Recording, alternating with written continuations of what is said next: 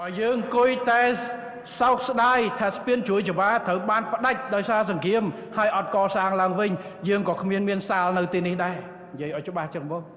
ដោយសារយើងទទួលស្គាល់នៅតថភាពសោតសៅរបស់យើងហើយយើងខំប្រឹងធ្វើយ៉ាងណា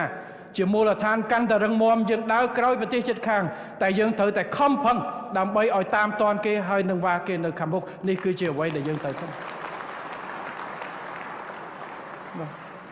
នេះហើយគឺជាអ្វីដែលក្មួយទាំងអស់គ្នានៅទីនេះអង្គុយនៅទីនេះមានអ្នកអំពេញមានអ្នកខេតមានអ្នកជីវភាពទូធាមានអ្នកដែលខ្សត់ខ្សោយប៉ុន្តែយើងបានមកអង្គុយនៅទីនេះជាមួយគ្នាដោយសារក្មួយទាំងអស់បានដាក់ទិសដៅខិតខំប្រឹងប្រែងជំរុញទាំងអស់គ្នាចឹងទស្សនៈវិជ្ជមានសម្រាប់ខ្លួននិងទស្សនៈវិជ្ជមានដើម្បីជាតិរបស់យើងទើបយើងមានមោទនភាពនិងជួយជំរុញជាតិរបស់យើងកាន់តែរីកចម្រើនតទៅទៀតហើយក្មួយទាំងអស់មិនថាអ្នកជាប់និទេស A ឬនិទេសផ្សេងឬមិនជាប់នោះទេយើងសុទ្ធតែជាធនធានរបស់ជាតិរបស់យើងរបស់គ្រួសារត្រូវយកទស្សនៈនេះដើម្បីពង្រឹងខ្លួនយើងបន្ថែមពង្រឹងគ្រួសារនិងពង្រឹងជាតិយើងបន្ថែមព្រោះគ្មានពីណាមកធ្វើជំនួសយើងទេមានតែកូនខ្មែរទាំងអស់